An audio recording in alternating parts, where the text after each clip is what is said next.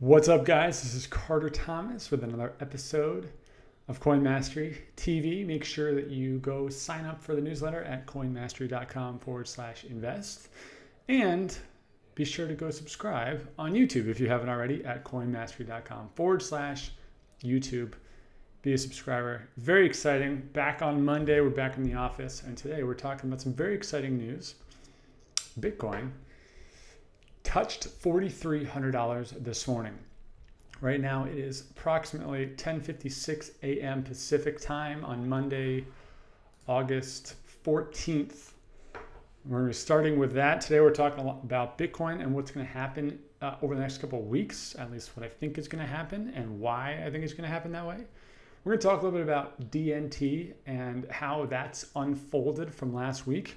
Many of you guys bought in, many of you sat back and watched, totally cool. But we're just gonna look at that and see what forces are causing the prices to move. And then I'm gonna just show you guys a couple interesting pieces of news that, something to think about, right? We always like to just look at the bigger picture about trends and potential opportunities.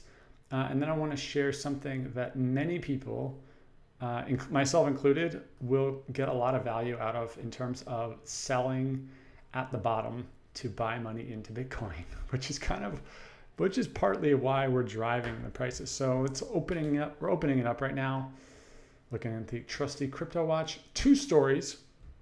Obviously the first story is 4,300, which is coming back from that a little bit, but we'll dive into this a little bit more. Second story is Ethereum, which popped a little bit yesterday up to like the 306 area, and now it's coming back down a little bit. For what it's worth, I think that Ethereum is going to have a pretty good run in the next few weeks. I think that there's a good string of ICOs coming out that are all going to be using Ethereum. We know what happens when you get a lot of ICOs to Ethereum's price. I also think that it's got a lot of pent up. Not demand, but there's just a lot of money that's got to flow somewhere. And I think that Ethereum is the next place after Bitcoin to give people a little bit more of the upside, but a little bit less of the parabolic, growth curve, which for most investors is actually kind of terrifying as much as it's exciting. So I've been buying a little bit of ETH. You may have seen on Twitter, I had a great run this past weekend. I'm going to show you some of the stuff that I bought and what I sold and what I did, how I kind of went through it, my thought process of that. But I've been accumulating a little bit of Ethereum through that process. And I didn't spend all the free cash I had because I think that what we're seeing right now is going to continue for a few days. I think that we're going to see altcoin prices start to stabilize and maybe come up a little bit, but they're not going to pop anytime soon, because I think Bitcoin is still, or BTC is still going to run the show for a little while longer, maybe up to like 4,600 or something like that. But we'll walk through that. But that's really the name of the game. Litecoin's been interesting. I love Litecoin. I think Charlie Lee's awesome. Last week I talked about how the price of Litecoin was really going down. Like everything, all the prices last week. It was kind of I don't know what you call it, like a fake out, because when BTC is going up so much and all the prices are going down, technical analysis really kind of goes out the window, because it's such a force that is just so outside of the levels of variance that is required to do regular analysis. Kind of went out the window. So I think Litecoin, and both Litecoin and Monero, have been pretty rock solid in terms of fiat, not solid in terms of BTC conversion, which makes sense. But that's been something that I've noticed. It's also made me kind of question why am I still keeping Litecoin, right? I bought it originally because obviously it was part of Coinbase, and I knew that was going to be a big spike. It was also a hedge against Bitcoin. With Bitcoin Cash available now, with Bitcoin doing really well, I'm starting to wonder why I still have all this Litecoin. I'm not selling it yet. but I'm starting to wonder why it is. And that's always a good thing to remember. Like, why are you holding what you're holding, right? Like, what's the thesis? Why does it still hold true? Okay, so let's go over to Bitcoin. Now, there's a few things. Actually, this morning, Bittrex kind of had a kind of a hiccup. Their database went down, which was a little sketchy, but they're back up. As always, Bittrex is a great service. I really like, not endorsed, no paid, nothing. I just really like their service. They do a great job. And let me talk about what happened this weekend. Now, if you guys are on Twitter and you follow me, the whole thing that I did this weekend, which I mean, I actually didn't do a whole lot. I made a few buys and a few sells. I just bought the dips on the what do you call it, the coins that were already doing really well, right? So Neo, and I'm logged in right now, so I'm not gonna log in here because that just gets kind of sketchy. But like Neo, OMG, 10x, what the heck is this? A pop-up?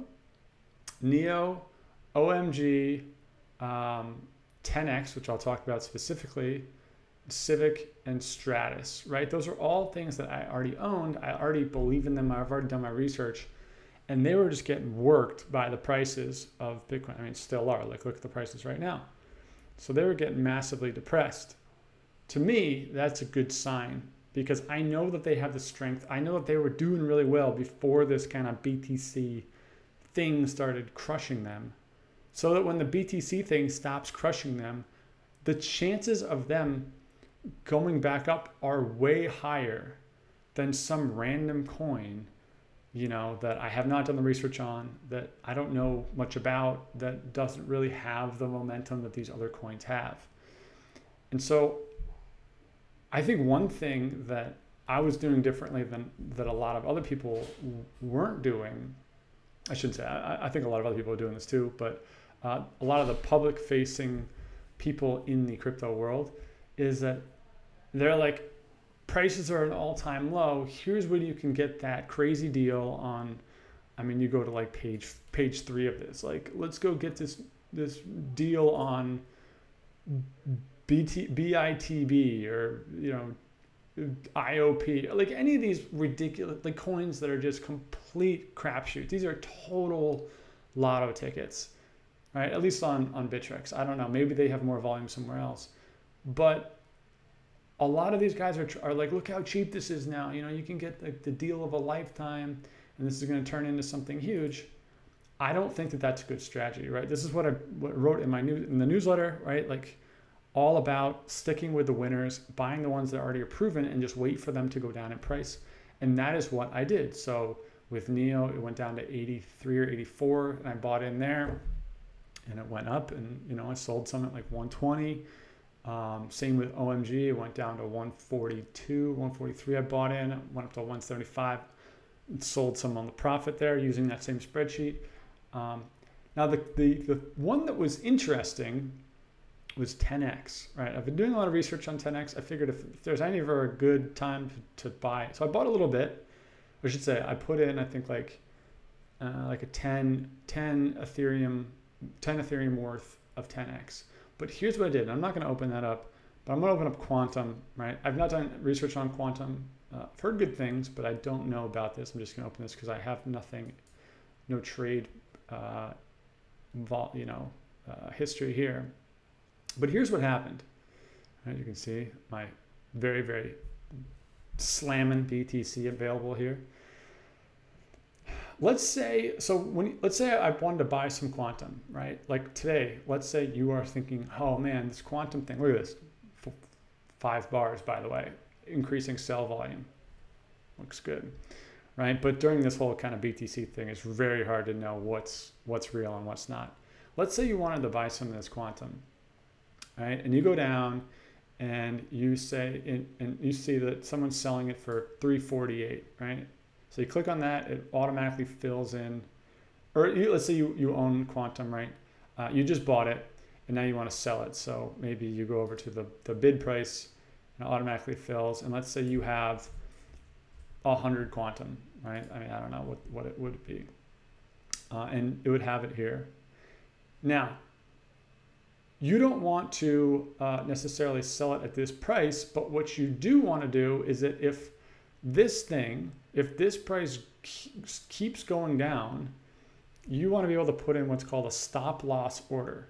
What that means is that you're telling Bittrex, hey, if this thing goes down 10%, get rid of it. Because I know I'm going to be emotional, I'm slamming Red Bulls, and I'm going to be like, no, just let it ride, just hold. Never, if you don't sell, you don't lose money, right? Now, in markets like this, when it's very, very volatile and there's a lot of unknowns, stop loss orders can be really helpful.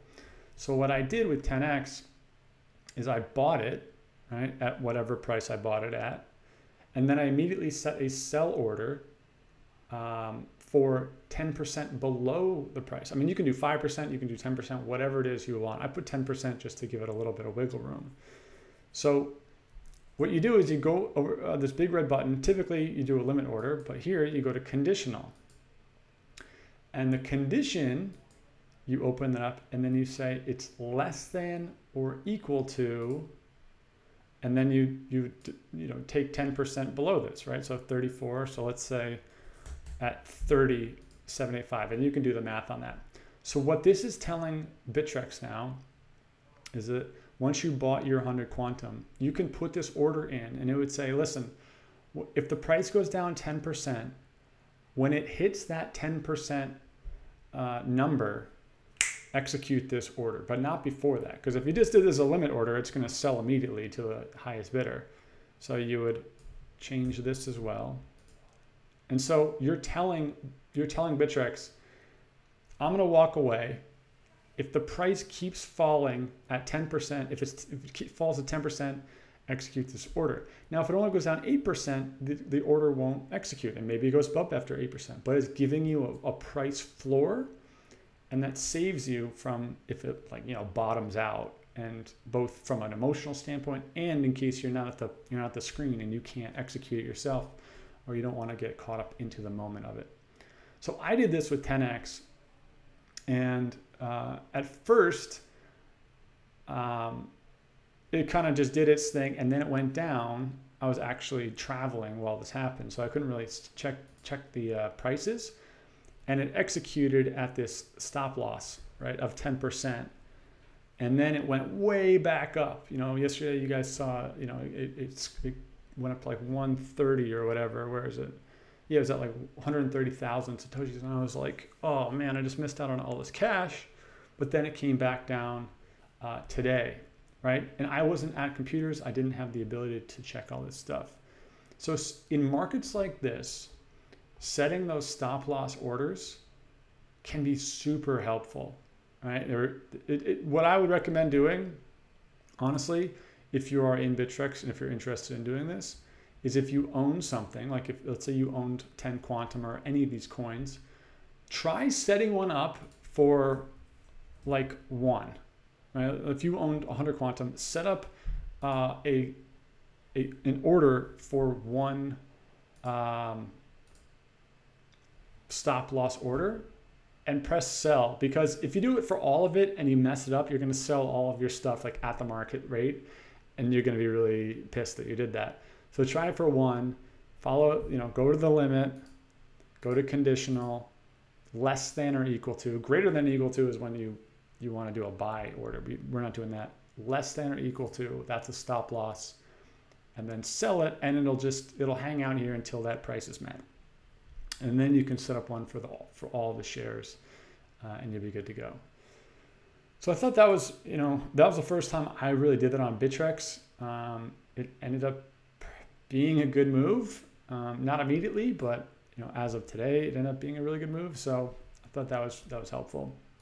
Let's look at DNT. You guys may have remembered last week I talked about just 0x, how it's going kind of a hit or miss on whether or not they're going to get on Bittrex. They did the voting for like that's part of the platform, is you can vote if you own some. And the vote actually went that people voted that they want to go on Bittrex. It's unclear if they're actually going to do that because they don't actually have to listen to all the different people. But it's gone up like crazy, and the reason why is because now they're going to get listed on what's it called? Binance, I think it's the new exchange, but the price has gone up like crazy. So if you bought some of this, you took the risk, good on you. If you didn't, that's totally fine. But now you can see how this can have a huge impact when you have a product and you get you get these exchanges or you get something to list it, and it can really explode the volume. So just keep this in mind, right? I did buy some of this. I bought some of this, I think, at 13. But then I sold a bunch at 22, right? To get back my initial investment, exactly like I talked about that in spreadsheet. So everything else is just for free. And then I may buy in a little bit more because the more I learn about this stuff, the more I really believe in what these guys are doing. So I think it's just really interesting to close the loop on that. Obviously, everyone's going to put in the comments, like, is this still a good buy? I think it's worth checking out, but again, wait for these sell-offs to come. They will come. They always come, right? That's when you should buy it. If you like the product, you believe that it's going to be around for a while, just wait for it. Wait for the sell volume to happen, and that's when you buy it, if you're going to buy it. So to me, it's like, yeah, it's a great product. I think it's a great team. I've been very clear about that. If you are going to buy it, all I would tell you to do is wait until the right time. Right? That kind of feeds into the whole idea, which is so critical when markets are going down like this, is that you never want to look at an investment and think about how much money you can make off it, how big it can go. That's what these lotto ticket people are doing. They're looking at stuff and thinking, oh man, this could go so big. This could be so huge. And what really smart investors do is they look at investments and they go, how do I get the best deal on this thing, right? Like, they wouldn't be looking at it if it wasn't going to be a good investment. So if you're looking at stuff and you don't believe it's going to go big, that's probably the first place to start, right? You're always looking for the right deal, the right time to buy. That's what good investors do. That's why we always talk about buy when it gets sold off. Because at the very least, you're following the fundamental tenet of investing, which is buy low, or at least buy as like in a low position, relatively speaking. That's why I never really talk about prices. That's why I never see me kind of trying to tell people if something's good or not, or if a price is the right. Like, it's just about looking at the macro and the micro and making your decision from there. So I like DNT. If you want to get in, the best thing you can do is wait for a sell-off. And even if it keeps going up, it's going to sell at some point. Maybe not as big as it was, but it will sell. And that's when you follow the fundamentals, follow the tenets. If you really don't want to get FOMO, fear of missing out, buy $50 worth. Right? I think some people forget, myself included, that you can buy small amounts. Right? You don't have to go all in or not. I think some people are like, I got $500. Where should I put it? And I'm always like, well, just spend $100 of it. Don't spend all 500. Just put in a little bit. Just get in the game. Just try it. Just get going. And often it's a huge relief. All right. One thing I wanted to show you guys, and if you're not on Reddit, that's actually probably a good thing. It's kind of a black hole, especially for crypto. But if you don't know who Roger Ver is, I think it's how you pronounce it, Ver, Roger Ver. He was one of the original Bitcoin investors. He is quite a character. I don't know him personally, but from people who I know who have met him, he's a real, whatever. It is what it is. Anyway, he owns a lot of Bitcoin, and he really pioneered Bitcoin Cash. He's really the guy who made Bitcoin Cash a popular and polarized issue. And he continues to be a huge pioneer for Bitcoin Cash. the thing that Roger has that a lot of people underestimate, and one thing that I am definitely paying attention to, is that he understands the investment game. He understands that blockchain and Bitcoin and the world that many of the developers and miners live in is very important. But he understands that there is a much bigger universe of investors, of banks, of institutional systems that play by different rules than rationality and code and logic. He understands many things that certain people in the ecosystem do not. Now, I don't agree with him necessarily, but I do think that he has influence that is dramatically underestimated because he's very charismatic for very powerful people. And if history is any lesson, it will tell us that can really that can change the game very quickly. That can change the who's on top very quickly. Anyway, the reason I'm bringing this up, and if you go to his Reddit account, which is Memory Dealers, so you can go to reddit.com/user/memory dealers, or just type in Roger Ver Reddit, you'll see this page. He is starting to talk about, in the last 14 hours ago, that if a few things happen, he will go all in on Bitcoin Cash. This guy owns a lot of Bitcoin. I mean, a lot. Tens of thousands of Bitcoin, maybe even more than that.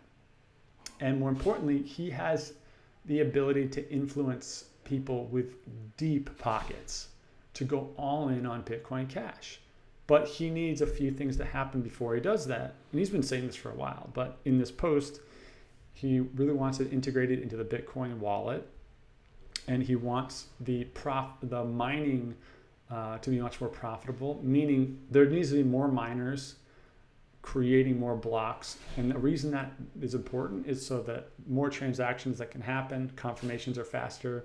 The network effect that actually makes Bitcoin Cash work the way it's supposed to work, he needs that to happen. But he says, after those things happen, two things happen, it'll be much easier for whales to feel safe about pushing the price of mining profitably around it.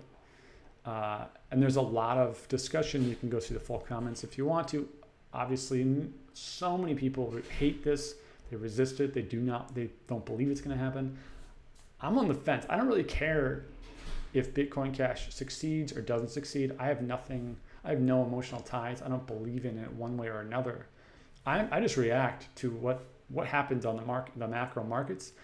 And if he is saying that I'm willing to go all in, I'm willing to bring more people in here, if these two things happen, to me and for anyone out there, that's what I would be watching. I would be watching the block size and the miners, how many miners are getting into Bitcoin Cash. I would be watching that Bitcoin.com wallet. And if he says, all right, this is happening, I'm gonna go in on Bitcoin Cash, that's a big deal. And I think that as we see BTC start to change its price, you're going to see Bitcoin Cash starting to get attention. I don't think the price is going to go up immediately, but I think they're going to start to get people say, how do we make this thing? How do we get the blocks mined? How do we make this profitable? How do we put real marketing and energy behind this? This doesn't mean go out and buy Bitcoin Cash. I'm not saying that. I'm saying that there are some macro forces that are still paying a lot of attention to Bitcoin Cash. And I think we've all kind of brushed this under the rug as, oh, it didn't work, it leveled off, whatever, and realize these guys are still looking at it. It's still very powerful. Now, the last thing I want to talk about is this is just a really good article to read. Full credit to this guy, Jeremy Ross. I don't know Jeremy, but someone I know retweeted it. So his Twitter handle is JEBUS911, and he posted this Reddit post. Pardon the language on this, but how I effed up and turned 600 Bitcoin into 200 Bitcoin. So if you click on this link, so go check out Jeremy, go click on this link, or you can type in this article and it takes you to this page. This is a really, really good article. What this is basically saying is this guy bought 600 Bitcoins back in May or June. And it started going up, and he thought he was a genius because it was going up like, oh, I made 10 grand. Oh, I made 5 grand. This is awesome. And so he started getting into altcoins, right? As many of us do. And then he lists off every altcoin that he bought and the big losses that he had, about how he's just held everything and he hasn't sold. He hasn't had that mentality of like, stop losses or anything like that. And how painful it is to think about, man, if I just put this all in Bitcoin, I would be rich right now. This would be amazing. Or I would have doubled or tripled my money.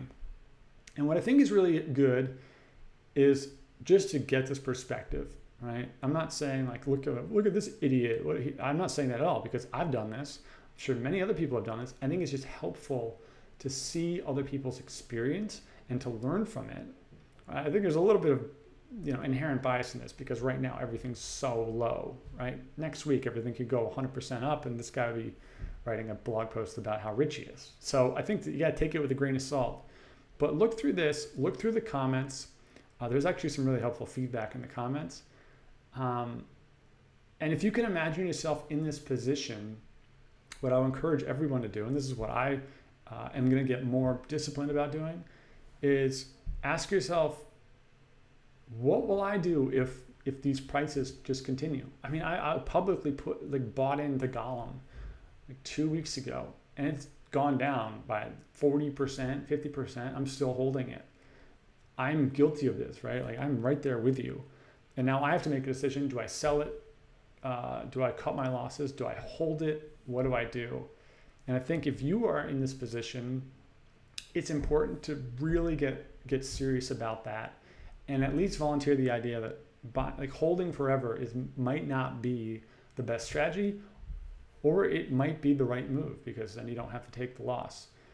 And I can't make that decision for you. It's an individual case by case. I think having the stop loss tools and practicing that will be a helpful tool for you and help you, mitigate these kind of decisions.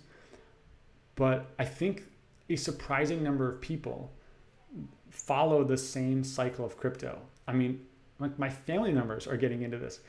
They bought Bitcoin a month ago. I was like, you got to buy it. Help them set up Coinbase.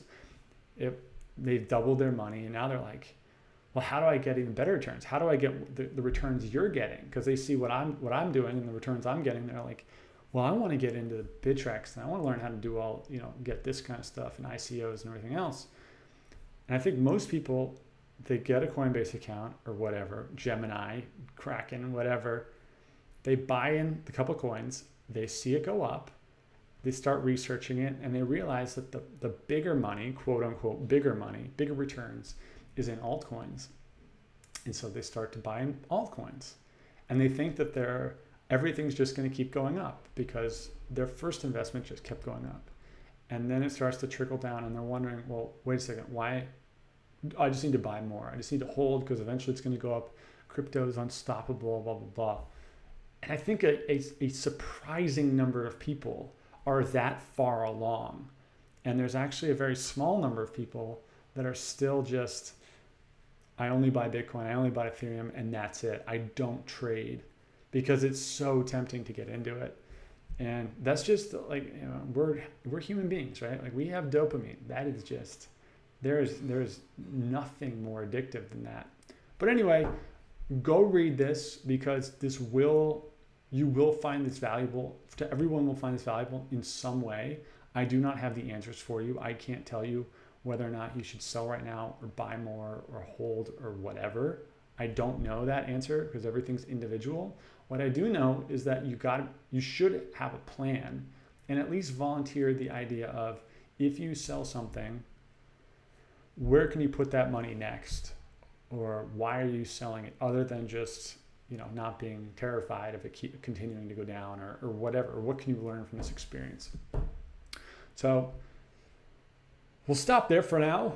Actually, I guess the last thing I would say, some people, because this is just what everyone wants to know, what should you buy? What should go on? Okay, so the few things that I think are going to happen, I think that Bitcoin is going to continue to go up. I think that it's not going to go up quite as fast, but I do think it's going to go up for a couple hundred more before it like really dips, which I think it'll come back down considerably. I think that over the next week, we're going to see some of these altcoin prices